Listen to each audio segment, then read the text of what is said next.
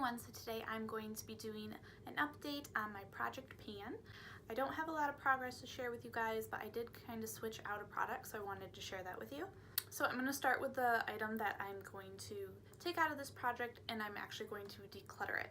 It's the Revlon ColorStay Decadent Eyeshadow Quad, and it's just too glittery. I have glitters that fall from me doing my eyes all over to my face, and my whole face has like glitters on it by the end of the day, so I don't really like that.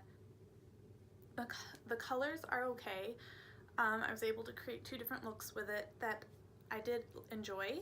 I just didn't enjoy having the glitter all over my face. I'm going to replace it with some other eyeshadows.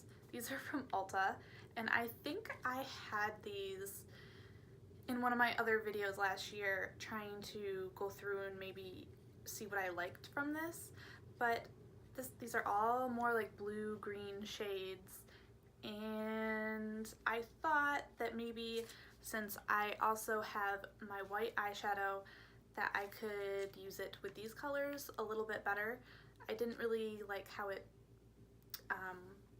worked with those ones, so I was trying to think of what color combination I could use them both, and that way I can work on progress on both eyeshadows at the same time. Some of the colors in here are Moonbeam, Green Machine, Seaside, Sapphire, Sage, Platinum, Shamrock, Gunmetal, Glamazon, and Galaxy.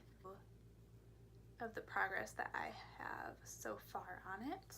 And then since I just talked about this, the Jane Cosmetics eyeshadow in Hip Bone, I really don't think I made any more progress on it. I only used it once, so yeah, using it once, there's not going to be any progress shown. And I only used it once because I didn't like it with the quad, and I was using the quad more. I also have very minimal, you can barely even tell, progress on the Aziza II palette, or on the Aziza II blush and highlight duo. I made a little bit of progress on the highlighter shade. I don't know if you're going to be able to tell, but I have a little bit more of the side of the pan showing in the highlight. And the blush doesn't look like it has much progress, but I have used both of these a handful of times throughout this month. This one I'm a little bit disappointed in for myself because I don't think I used it. I might have used it once, and this is the It Celebration Foundation Illumination from It Cosmetics. Looks like that. See, I don't think there's any progress. The Clinique Quick Liner for Eyes Intense in Intense Ebony, number 9, and I can't really show progress on this product because I can't roll it up and then roll it back down, but I did use this a couple of times this month, and I did have to roll it up a couple of times, so a little bit. The It Cosmetics Brow Power Universal Eyebrow Pencil. I did use this a couple of times, but I don't know if there's really any visible progress here either. The Lorac Behind the Scenes Eye Primer.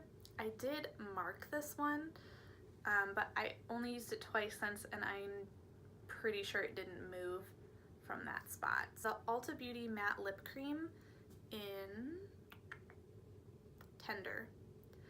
I don't see any visible progress on this one either, so I've used it probably only a few times this month. So, and the Ulta Hydra Shine Lip Gel in 18.